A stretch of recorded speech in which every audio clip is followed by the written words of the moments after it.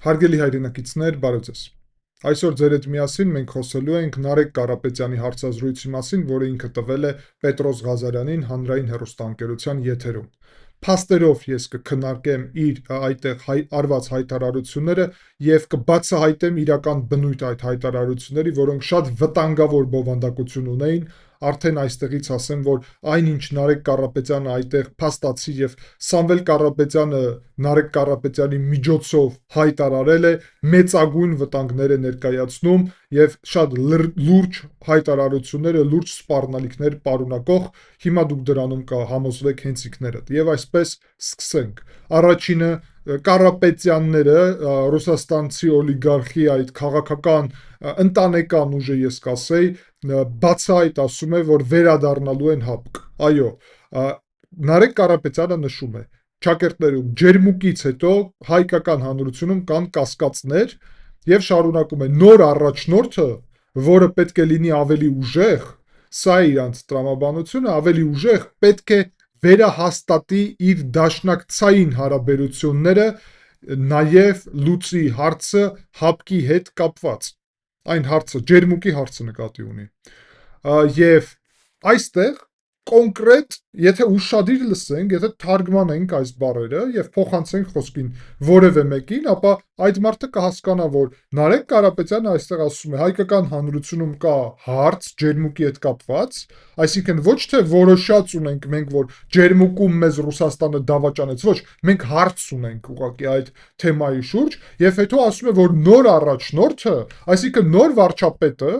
այսինքն իրենց վարչապետի տեխնացուն պետք է լինի ըստ իրենց ուժեղ, բայց գիտեք, ուժեղ թույլ դա գնահատականների հարց է։ Դրա ինչու մասին եք խոսում առհասարակ։ Կողքի ենք դնում այդ նոր առաջնորդ, ուժեղ, ավելի ուժեղ պետք է լինի եւ նայում ենք ինչ է ասում։ Նոր առաջնորդը, այսինքն նոր վարչապետը պետք է վերահաստատի իր դաշնակցային հարաբերությունները ՀԱՊԿ-ի ուղղությամբ։ Այսինքն Հայաստանը պետք է վերահաստատի, որ ինքը ՀԱՊԿ-ի անդամ պետություն է, վերջ։ Նարեկ Կարապետյանը բացահայտեց, որ մեր ձևովը պատրաստվում է վերադարձնել Հայաստանը ՀԱՊԿ-ի կազմ։ Սա խնդիր համար 1։ Շարունակում ենք։ Հետո ասում է, որ ՀԱՊԿ-ի հետ այդ հարցը լուծելը ջերմուկի պետք է տեղի ունենա ՀԱՊԿ-ի մեր գործընկերների, ուրեմն խնդիրն է դա, որ իրանք այդ լուծեն այդ հարցը։ Այսինքն ջերմուկի հարցը, որ լուծի ՀԱՊԿ-ը, դա մեր գործընկերների խնդիրն է, այսինքն Ռուսաստանի խնդիրն է։ Լավ, Նարեկի հետ համաձայն ենք, Ռուսաստանի խնդիրն է, բայց ով ասեց, որ պետք է լուծի այստեղից, բա այն ժամանակ ինչու չլուծեց։ Դրա վրա Նարեկը պատասխանում է. բանակցություններ պետք է տեղի ունենան եւ պետք է ճնշի այդ մեր ՀԱՊԿ-ի գործընկերները, այսինքն Ռուսաստանը Ադրբեջանին, որ անընդունելի է ՀԱՊԿ-ի անդամ պետության տարածքը գրավելը։ Հիմա, հարգելի հայրենակիցներ, տեսեք, եւ Նարեկ Կարապետյանը ասում է, որ սա հնարավոր կլինի, որովհետեւ Հայաստանը ուժեղ ղեկավար կունենա։ Այսինքն, եթե, արեք ձեր համար պարզ ասեմ, հա, եթե Հայաստանի ղեկավարը Սամվել Կարապետյանն է, ապա ՀԱՊԿ-ը կասի մի գրավեք Հայաստանի տարածքը, բայց եթե Հայաստանի ղեկավարը Սամվել Կարապետյանը չէ եւ Նիկոլ Փաշինյանն է, ՀԱՊԿ-ը դրա վրա աչք է փակում փաստացի։ Եվ Նարեկ Կարապետյանը ասում է դա նորմալ է, որովհետեւ առաջնորդից է կախված, ինքը ուժեղ է թե ուժեղ չէ։ Ես էլ ավելացնեմ այստեղ, պարզ ասեմ մեր հանրության։ Այո, ուժեղ գործակալ է, թե ուժեղ գործակալ չէ։ Արեք ձեր բառը կօգտագործեմ այստեղ, հա, որովհետեւ եթե ձեր գործակալն է, փաստացի դուք ասում եք, որ գործակալին Ռուսաստանը կօգնի, իսկ ով իրենց գործակալը չէ, ապա այդ դեպքում Ռուսաստանը բացահայտ կդավաճանի Հայաստանին, բայց կներեք դուք առհասարակ արտաքին քաղաքականության մասին որևէ բան չեք հասկանում։ Եթե դուք կարծում եք, որ պայմանագրային պարտականությունները իրականացնելը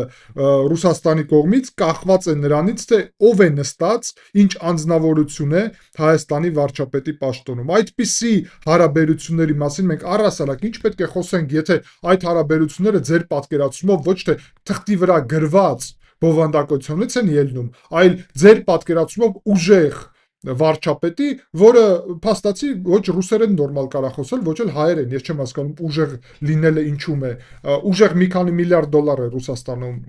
տվել են հնարավորություն աշխատի, ուժեղ բիզնես է կառուցել, ուժեղ, դա է ուժեղը։ Եվ վերջ, զարմանալի պատկերացումներ ունեն իրանք ուժեղության մասին առհասարակ։ Դրանից հետո պետք է շարունակել, որ կոնկրետ իրան հարց տվեց Պետրոս Ղազարյանը, սառեցված, եթե Ռուսաստանը ջերմուկի հարցը չլուծի, սառեցված կմնա թե չէ մեր անդամակցությունը, Նարեկ Կարապետյանը չպատասխանեց այդ հարցին։ Ես քաղաքական գնահատական եմ դրան տալի, որ Ռուսաստանը նույնիսկ եթե ջերմուկի հարցը չլուծվի, մեր ձևով փաստացի պատրաստվում է վերականգնել Հայաստանի անդամակցությունը ՀԱՊԿ-ում։ Եվ դա փաստ է։ Ուրեմն այդտեղ պետք է ասել, որ մենք պետք է իրենց վստահենք, ինքը այդպես է ասում, որ իրանք դա կկարողանեն, եթե վստահելի գործընկեր Հայաստանում եղավ ուժեղ առաջնորդ, ապա Ռուսաստանը այդ դեպքում ուրեմն այդ հարցը կլուծի։ Այսինքն նորից Նարեկ Կարապետյանը այս հարցի լուծումը, ջերմուկի հարցի լուծումը կախված է հարգելի հայրենակիցներ նրանից, հայ ժողովուրդը վարչապետ ում է ընտրում, հասկանում եք։ Ոչ թե Հայաստանի կողմից է կախված, մենք ոնց կլուծենք այդ հարցը, այդ առումով իհարկե։ Ոչ, Ռուսաստանը մեզ կօգնի թե չի օգնի, կախված է նրանից, ով կլինի վարչապետը, հասկանում եք։ Կարծում եմ շատ լավ հասկանում եք, ինչ նկատի ունեմ, այսինքն իրանց մարդը լինի, իբրև մեզ կօգնեն, իրանց մարդը չլինի, մեզ չեն օգնի եւ մենք ենք մեղավոր լինելու փաստացի, հա։ Ամեն ինչ հասկանալի է։ Հետո այստեղ ասում է, ճնշում պետք է Ռուսաստանը ցուցադրի Ադրբեջանի վրա եւ ուժեղ ղեկավարը կհասնի սրան։ Դե առեք առաջի հերթին ասենք, որ ուժեղ ձեր ղեկավարը թող դեռ խոսալ սովորի, ռուսերեն խոսքին, բայց միջև դա ասելը եւ պետության հետ կառավարման հետ առհասարակ ինչ կապ ունի Սամվել Կարապետյանը, բայց միջև դա ասելը ես պետք է հստակ ընդգծեմ, որ ճնշում ցուցադրելով Ադրբեջանի վրա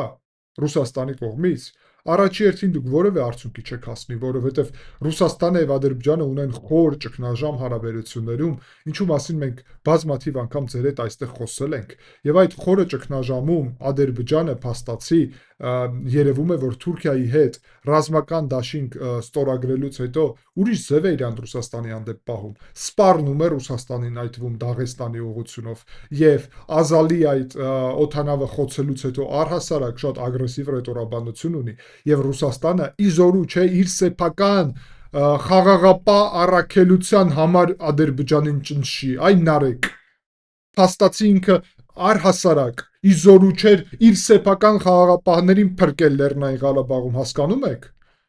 որովհետև սպանել են բազմաթիվ խաղաղապահ առաքելության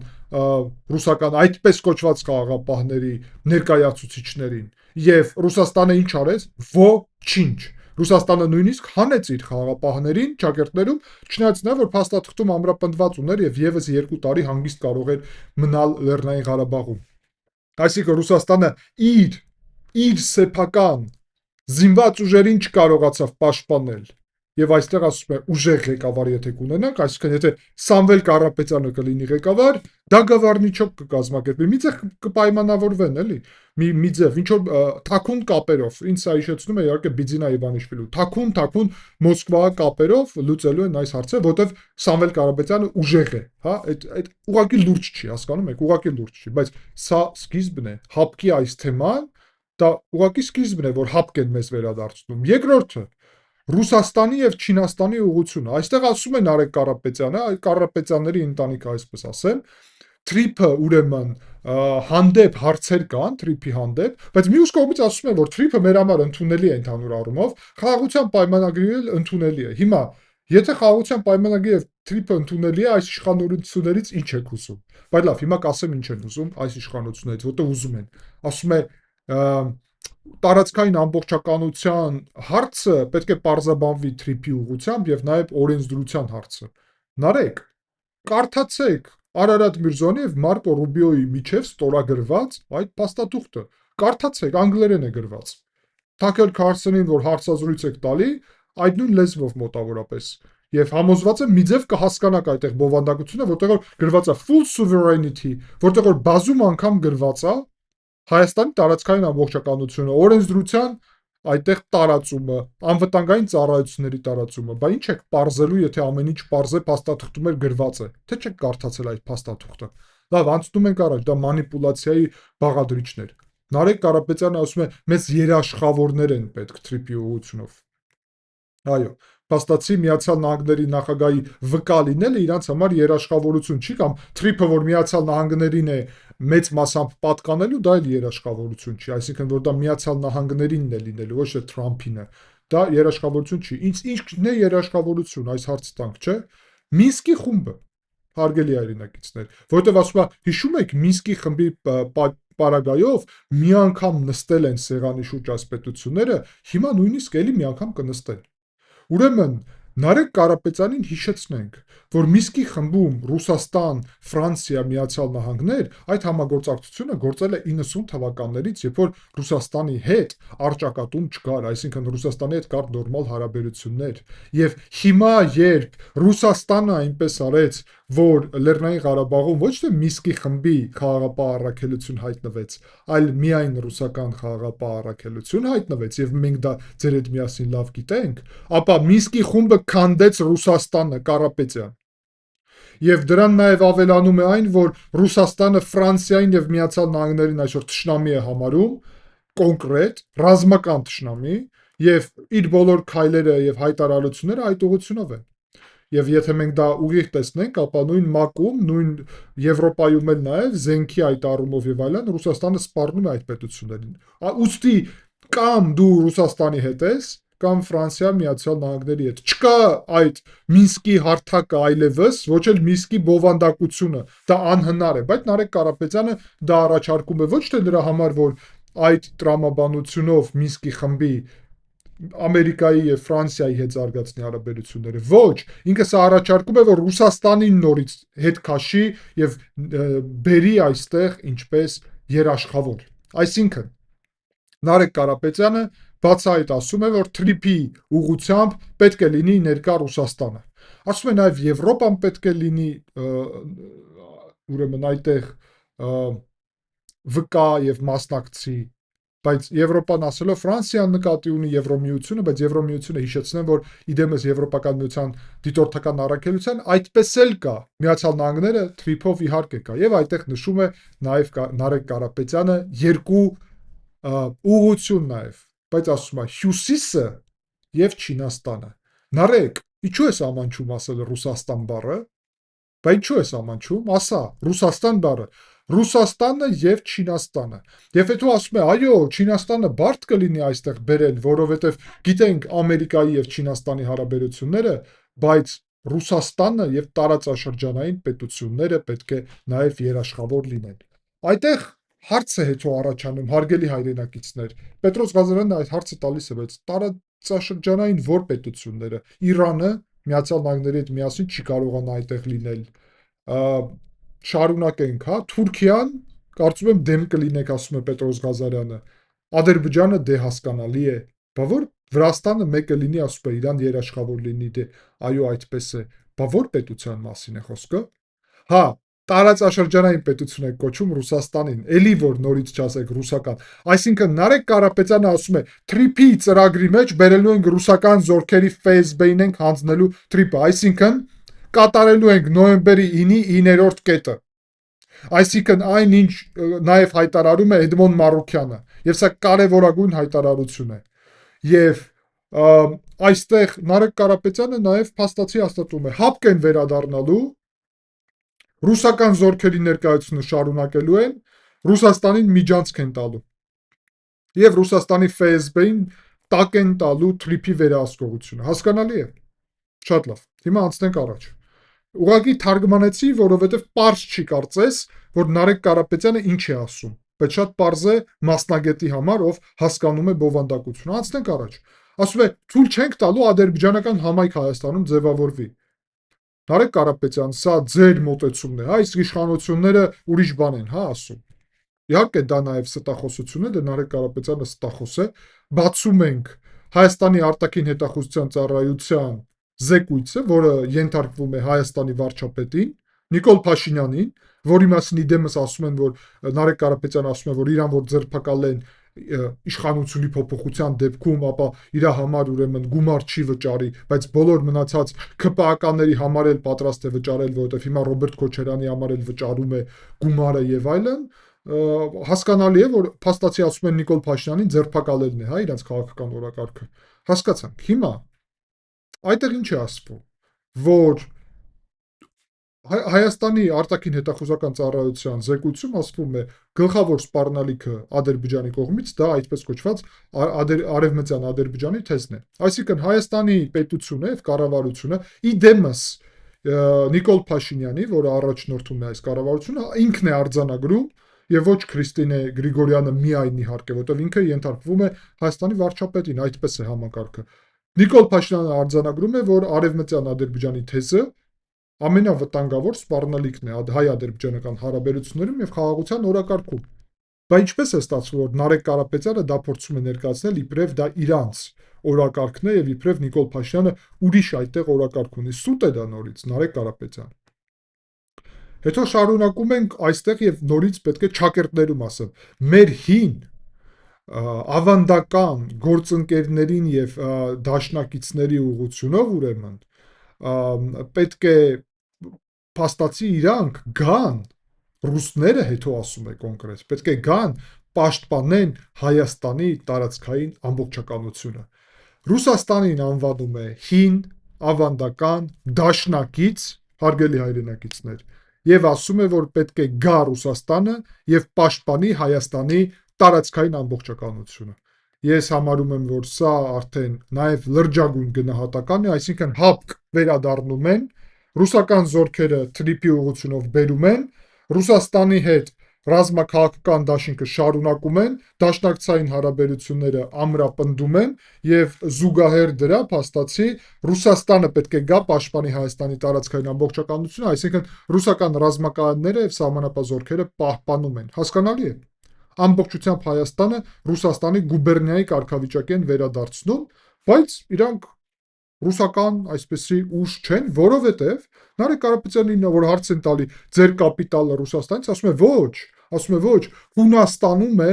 Էմիրատություններում է եւ ԵԱՏՄ տարածքում։ Մենք ներդրումներով ենք ասում զբաղվում։ Նարեկ Կարապետյան, բա քիչ եք ասում, որ իրականում Սամվել Կարապետյանը վաստակել է գումարը Ռուսաստանում, այլ ոչ թե Հունաստանում կամ Էմիրություններում։ Եթե այսօր այնտեղ ներդրումներ ունեք, ապա դա չի նշանակում, որ դուք ռուսական գումարների տեր չեք, բա այստեղ պետք է պարզաբանել, որ Ռուսաստանում այն տարիներին, երբ դուք աշխատել եք այս միլիարդներ այն էլ բիզնեսով, այլ ոչ թե որևէ բարձր տեխնոլոգիական ոլորտում, հա հասկանալի է սա, անհնար էր այս գումարները աշխատել առանց ՖՍԲ-ի ուղիղ վերահսկողության, թույլտվության եւ միջև հիմա ազդեցության։ Սրա մասին երբ ասում է Պետրոս Ղազարյանը, այստեղ Նարեկ Կարապետյանը ասում է, որ Սամվել Կարապետյանի համար առաջնահերթությունը Հայաստանն է եւ ուստի եթե ընտրելու իրավիճակ լինի, ապա կընտրի ապայման Հայաստանը, որովհետև եկեղեցու դեպքում փաստացի ասում է, որ ինքը խառնվեց, որովհետև եկեղեցին է փրկում եւ չնայած դրա, որ այդտեղ ինքը տնտեսական խնդիրներ հիմա ունեցավ հեծի պատճառով, դրեց իր ազգային արժեքը ամենաառջևում եւ դա ցույց է տալի օրինակ, որ եթե վաղը Ռուսաստանը իրան ճնշի, փաստացի այդ դեպքում ինքը նաեւ հայկական շահերը կդնի առաջնահերթություն։ Ուրեմն Նարեկ Կարապետյանին արեք այստեղ ասենք, հա, այն որ դուք եկել եք եւ կտրիչ ներսյանն եք ուզում փրկել, իրան մի հատ եկեղեցի մի անվանեք, էլի, եթե կարելի է։ Եթե չէ, չի կարելի, ուրեմն պետք է ասեմ, որ եկեղեցին մենք ենք փրկում կտրիչ ներսյանից։ Հիմա այն փաստը, որ եկել եք, փորձում եք կտրիչ ներսյանն օգնել, դա միայն մի բան է ասում, որ ձեզ ուղարկել են Ռուսաստանից, որ դուք փրկեք գործակալ կտրիչ ներսյանին, որովհետեւ դուք եք գործակալ, վերջ։ Բա ինչու է հարցը։ Իսկ դուք ասում եք, որ դա օրինակ է նրա, որ դուք հայկական շահեր եք դնում, այս հանրությունը հայկական մեր գիտի, որ կտրիչ ներսյանը գործակալ է, հասկանում եք, եւ դուք ասելով, որ փրկում եք գործակալին, միայն բացահայտում եք, որ դուք եք գործակալ, թե դուք կարծում եք հանրությունը չգիտի կտրիչ ներսյանը ով է։ Հանրությունը մեզանից լավ գիտի։ Ոչ մի փաստ եւ ապացույց հանրությունին պետք չի, որ բոլորը գիտենան կտրիչ ներսյանը ով է։ Հիմա շարունակենք այս կարևոր հարցը, հա։ Այստեղ փաստացի ինքը խոսում է նրա մասին, որ Տեսեք, մանիպուլյացիայի է ենթարկում տվյալները, որովհետև Նարեկ Կարապետյանի ամբողջ թեզը նրա մասին է, որ տնտեսական մասնագետ պետքա Հայաստանում լինի իշխանությունում։ Արենք այսպես ասենք, առաջի հերթին, որ վարչապետը չի կարող լինել միայն տնտեսության մասնագետ, կամ միայն միջազգային հարաբերությունների մասնագետ, կամ միայն ռազմական մասնագետ, վարչապետը պետք է լինի ամեն ինչի մասնագետ։ Մեծ մասամբ տիրապետի, առնվազն ամենակարևորը, որը պետքա տիրապետի, դա պետական կառավարումը եւ միջազգային հարաբերություններն են։ Այդ թվում պետական կառավարումը ներառում է նաեւ տնտեսական հարցեր եւ շատ ուրիշ նաեւ հարցեր, այդ թվում ռազմաքաղաքական, աշխարհաքաղաքական եւ այլն եւ այլն։ Հիմա Սամվել Կարապետյանը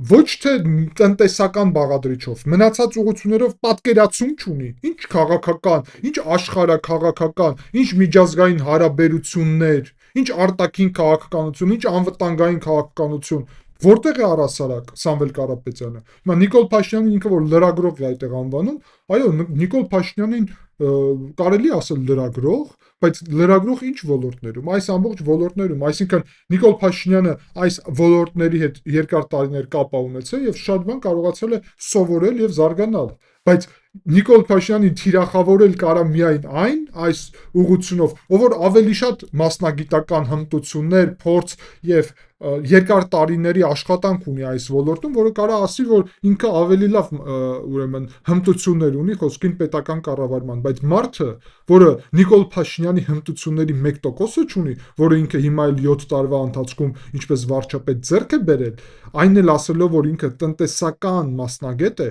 օլիգարխ լինելը տնտեսական մասնագետ պետության տնտեսական կառավարման հետ կապ չունի, առհասարակ կապ չունի։ Դուք գիտեք ոնց օլիգարխիկ ռուսական համակարգում աշխատեք փող, վերջ։ Դուք չգիտեք պետության տնտեսությունը ոնց զարգացնել։ Դա լրիվ երկու տարբեր բաներ են եւ իրար հետ չպետք է խառնել։ Բացի դրանից այստեղ մանիպուլյացիա է տեղի ունենում, հարգելի այնկիցներ, պետական պարտքի հետ կապակցությամբ։ Տեսեք, ասում է Վրաստանի օրինակն է բերում եւ ես Վրաստանից լինելով ես ամենալավ դիրքում եմ, որ պատասխանեմ այստեղ Նարեկ Կարապետյանին։ Ուրեմն Նարեկ Կարապետյանը այսպիսի բան է ասում, որ ուրեմն պարտքը պետական հիմա մոտավորապես 50% է, 48% 2024 թվականի Հայաստանի պետական պարտքը, իսկ Վրաստանին է 35% է, որ Վրաստանը կարողացել է ակտիվ օգտագործել ուրեմն այն հնարավորությունը, որը Ռուսաստանի Ուկրաինա ներխուժումից հետո ձևավորվել է եւ պարտքը նվազեցնել, իսկ Հայաստանը վարչապետ Փաշինյանի պատճառով չի կարողացել։ Սա սուտ է, Նարեկ Կարապետյան, սա սուտ է։ Արեք դիտենք թե ինչու։ Տեսեք, 2012 թվականին, երբ Վրաստանում իշխանություն եկավ Բիձինա Իվանիշվիլին, 34% էր պարտքը, իսկ Հայաստանում 41%։ Հայաստանում, եթե նայենք արդեն ուրեմն 2018 թվականին պարտքը, ապա տեսեք, 41%-ից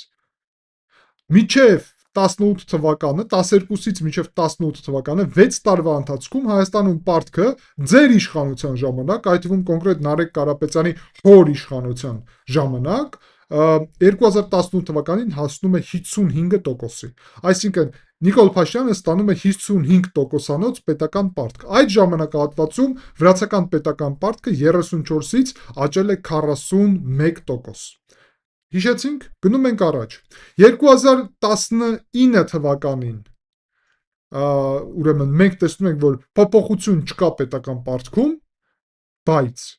2020 թվականին Հայաստանի պետական պարտքը աճում է 12%-ով հասնելով 67%, վրացական պետական պարտքը աճում է 19%-ով հասնելով 60%։ Բայց դա տեղի է ունենում ոչ միայն համաճարակի պատճառով երկու պետությունում էլ, այլ նաև Հայաստանում ակտիվ ռազմական իրավիճակով, նկատի ունեմ 2020 թվականի պատերազմը։ Այսինքն, չնայած 2020 թվականի պատերազմը հայկական պետական պարտքը վրացականի հետ համեմատ, եթե համեմատենք, 12 եւ 19, 7% պակասով է ուրեմն աճում, այսինքն 7% ավել է վրացական պետական պարտքը աճում 20 թվականին։ Դրանից հետո շարունակում ենք 2021 թվականին հետպատերազմյան իրավիճակում, երբ Հայաստանը ստիպված պետք է նաև լրջագույն քանակի զենք գներ, ուրեմն հայկական պետական պարտքը նվազում է 67-ից 63%, վրացականն էլ է նվազում 60-ից 49%, այո, բայց Վրաստանում չկա ռազմական ծախսեր այդ ժամանակ, որը Լեռնային Ղարաբաղի, համ Լեռնային Ղարաբաղի համար այնտեղ ծախսեր էր պետք, համ Հայաստանի համար, համ հայկական բանակի համար, լրջագույն կապիտալ միլիարդավոր դոլարների գնումներ էր պետք զինված տեխնիկայի, որը խոցվել է Լեռնային Ղարաբաղի պատերազմի ընթացքում։ 2022 թվականին հայկական պարտքը նաև 11%-ով նվազում է եւ հասնում է 52%-ի, վրացական պարտքը նաև է պակսում 10%-ով հասնում 39%-ի, այսինքն մի նման իրավիճակ փաստացի, այն պարագայում, որ Հայաստանը շարունակում է գնել զենք եւ զինամթերք։ 23 թվականին, երբ Հայաստանում տեղի է ունենում ուրեմն գիտեք 100,000 մեր հայրենակցից Լեռնային Ղարաբաղից ուրեմն բռնի տեղահանում, որի հետևանքով մենք փախստականներ ենք 23 թվականին ունենում, պետական պարտքը չնայած այդ ամեն ինչին, երբ պետք էր կոնկրետ ֆինանսներ, որ այդ մեր հայրենակիցներին գումարներ տրամադրվեր վարձով ապրելու պատճառով եւ այլն, մի խոսքով 3% նվազեց նաեւ պետական պարտքը, հասնելով 52%-ից մինչեւ 49%։ Վրացականը նաեւ 3%-ով է այստեղ նվազել 39-ից 36%։ Եվ վերջում նաեւ մենք տեսնում ենք 24 թվականի պարագայում 1%-անոց պակասը երկու նաեւ այս պետությունում 48 եւ 35%։ Այսինքն հարգելի հայրենակիցներ, այս տարբերությունը, որը մենք հիմա ունենք 13% տարբերությունը Վրաստանի եւ Հայաստանի միջև պետական պարտքում, եթե գնանք 2018 թվական, ապա կտեսնենք, որ այդտեղ 14%-անոց տարբերություն կա Վրաստանի եւ Հայաստանի պետական պարտքի միջև։ Նարեկ Կարապետյան, քո հոր ժամանակ, այսինքն 14% էր այդ ժամանակ, հիմա 13% է տարբերությունը Վրաստանի հետ պետական պարտքի առումով տոկոսային, եւ մենք անցել ենք այստեղ պատերազմ, իսկ Նարեկ Կարապետյանը իհարկե չի ուզում դա հաշվի առնել, որ Հայաստանը անցել է պատերազմ, անցել է ուրեմն փախստականների շրջան եւ դուրս եկել փաստացի ավելի լավ տվյալներով, քան Վրաստանը։ Սա ուրեմն նաեւ սուտ, որի մասին մենք շարունակում ենք խոսել, բայց սրանով թեման չի ավարտվում։ Նարեկ Կարապետյանը նշում է այսպիսի բան. Վրաստանի 20%-ը կառավարումից դուրս է։ Ուրեմն ասելով կոնկրետ Նարեկ Կարապետյանին, Ռուսաստանի կողմից օկուպացված Վրաստանի 20%-ին կառավարումից դուրս մի կոչեք։ Հասկացաք։ Աբխազիան եւ Ցխինվալի շրջանը ձեր սիրած Ռուսաստանի կողմից օկուպացված է Վրաստանի տարածքում եւ մենք ունենք այդտեղից փախստականներ այստեղ երկու այդ շրջանից։ Ուստի այն, որ ինքը Ռուսաստանի դեմ չի կարող հայտարարություն անի, նաեւ խոսում է ինչքան ուժեղ է Նարեկ Կարապետյանը, հասկանում եք։ Եվ հիմա նաեւ կարևոր շատ հայտարարություններ։ Վրաստանի կառավարության ակտիվ քաղաքականության արդյունքում, ասում է Նարեկ Կարապետյանը, կարողացան այնպես անի, որ չմտնի պատերազմի մեջ, ուկրաինական պատերազմը նկատի ունի, մի մեջ, բայց ուրեմն կար ճնշում, ուշադրություն, կար ճնշում, որ Վրաստանը մտներ պատերազմի մեջ։ Եվ հիմա կխոսենք սրա մասին։ Այսինքն երկրի ղեկավարի խելամիտ որոշումների հետևանքով խաղաղություն բերեց այդ երկրին։ Նարեկ Կարապետյան, ով է երկրի ղեկավարը Վրաստանում։ Ասա էլի։ Ով է երկրի ղեկավարը։ Իրակլի Կոբախիձեն, թե ռուս օլիգարխ Բիձինա Իվանիշվիլին, հա, որի ուղղությունով Մոշե Կլուվքաֆտը երկուսն էլ համ Բիձինա Իվանիշվիլին է սպասարկում, համ էլ հիմա Սամվել Կարապետյանին։ Հա Սամվել Կարապետյանի ուրեմն գործունեության հետևանքով էլ է խաղաղություն լինելու, հա։ Ում հետ է խաղաղություն լինելու։ Վրաստանը Ադրբեջանի հետ ունի պատերազմ, ոչ, Ռուսաստանի հետ ունի պատերազմ։ Բա Հայաստանը ում հետ է խաղաղություն ունենալու։ Ադրբեջանի հետ։ Հիմա էլ ունենք խաղաղություն։ Բայց այստեղ ամենակարևորը ինչն է։ Ճնշում կար, որ Վրաստանը մտներ պատերազմի մեջ։ Սա ամենամեծ բացահայտումն է, հարգելի հայրենակիցներ։ Ինչ ճնշում։ Եվ ձեզ ասեմ ինչ ճնշում։ Բիձինա Իվանիշվիլին, Վրաստանի ոչ ֆորմալ ղեկավարը ռուս օլիգարխը, բացահայտ արդեն տարիներ է ասում, որ արևմուտքը ուշադրություն փորձել է ճնշել Վրաստանին, որ բացի երկրորդ ճակատ Ռուսաստանի դեմ, երկրորդ ճակատ Ռուսաստանի դեմ։ Այսինքն Նարեկ Կարապետյանը կրկնում է Վրաստանի իշխանության այդ կեղծ թեզը եւ ասում է, որ Արևմուտքը ճնշել է Վրաստանին, որ պատերազմ հայտարարի Ռուսաստանին։ Եվ ըստ Նարեկ Կարապետյանի փաստացի իդեալական մոդելը Վրաստանն է, հասկանում եք։ Իսկ ես հայ ժողովրդին ասում եմ, դա սարսափելի սցենար է,